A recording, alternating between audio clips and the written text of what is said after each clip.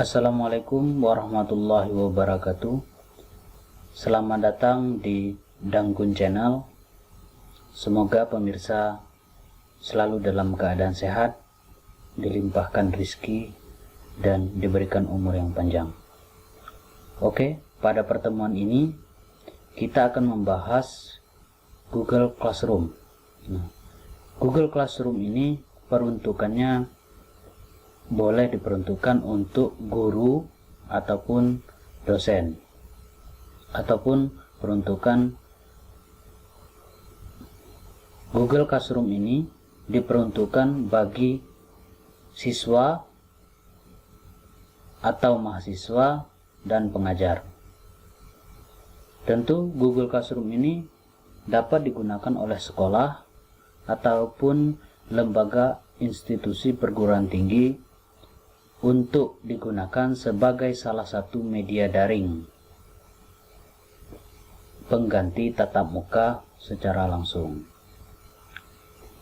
Oke, dalam penggunaannya tentu ada beberapa persiapan yang digunakan sebelum memulai membuat kelas pada Google Classroom.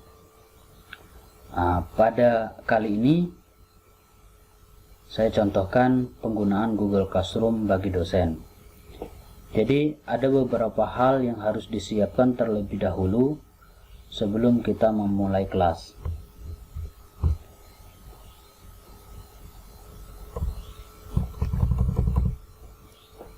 Persiapan kelas untuk dosen atau sebagai tenaga pengajar. Yang pertama, email aktif lembaga. Kenapa email aktif lembaga? Karena kita menggunakan secara maksimal kerjasama yang telah dilakukan oleh lembaga perguruan tinggi kita dengan Google. Alasan yang lain kenapa memakai email lembaga, karena space yang diperuntukkan untuk email biasanya lebih dari Gmail biasa. Untuk membuka kelas bagi dosen ada beberapa poin, diantaranya 8 poin. Yang pertama, email aktif lembaga, kemudian nama mata kuliah, jadwal mata kuliah, kemudian RPS, rencana pembelajaran semester, materi 14 pertemuan, kemudian modul mata kuliah, bentuk tugas. Tentu bentuk tugas ini sudah dipetakan oleh dosen sebelumnya. Dipetakan dalam maksudnya sudah diatur, misalnya tugas nanti akan dilakukan pada pertemuan 5, pada pertemuan 6, atau pada pertemuan 12, misalnya seperti itu. Kemudian yang terakhir adalah soal UTS dan UASnya. Oke, mungkin kita langsung saja. Jadi kalau Bapak Ibu sudah mengakses Google Classroom, nanti akan muncul tampilan seperti ini.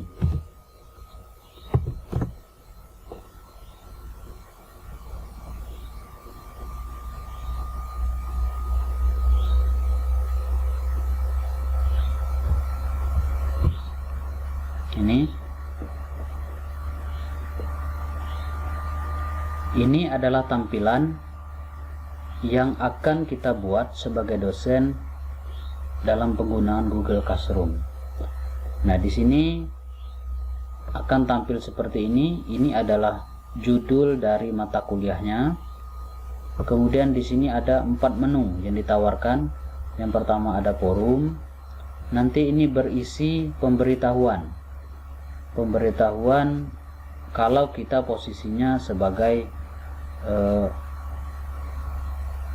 mahasiswa ataupun gabung ke kelas lain ketika ada diundang oleh dosen atau kelas gabungan atau kelas tim. Nanti kalau kita diajak sebagai dosen, diundang oleh dosen yang sudah membuka kelas, maka postingannya akan muncul di sini.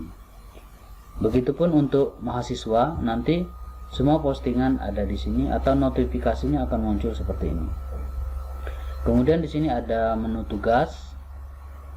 Nah, tugas ini nanti akan kita buat rapi, dalam artian nanti terklasifikasi seperti ini.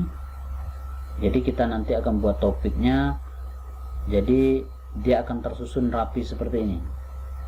Materi semuanya di materi, kemudian tugas nanti semuanya di tugas, kemudian tugas kelompok juga terklasifikasi di tugas kelompok, kemudian UTS dan UAS.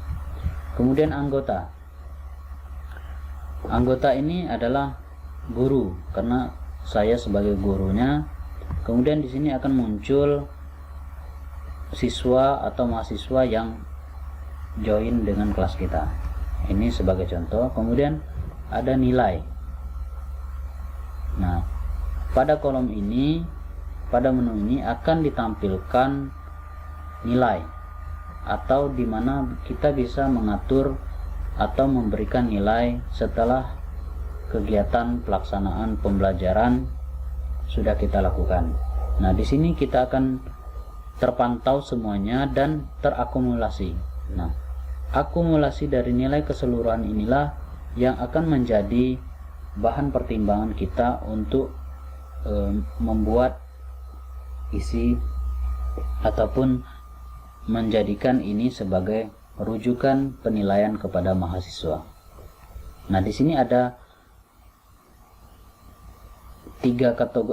ada beberapa kategori. Yang pertama absensi, kemudian tugas individu, kemudian ada tugas kelompok, UTS dan UAS.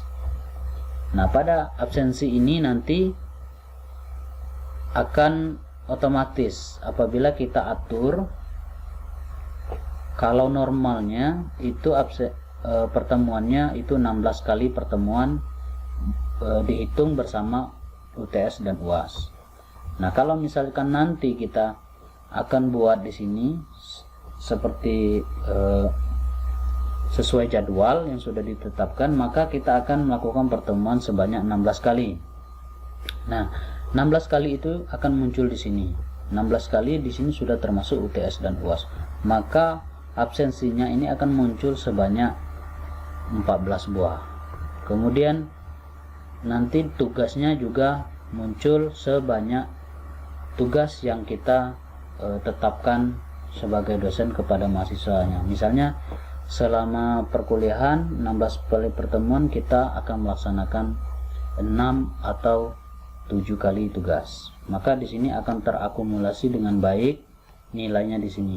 Nilai di sinilah akan menjadi rujukan kita bahwa mahasiswa itu berhak mendapatkan A, B, C ataupun lebih tidak baik lagi nilainya, seperti itu.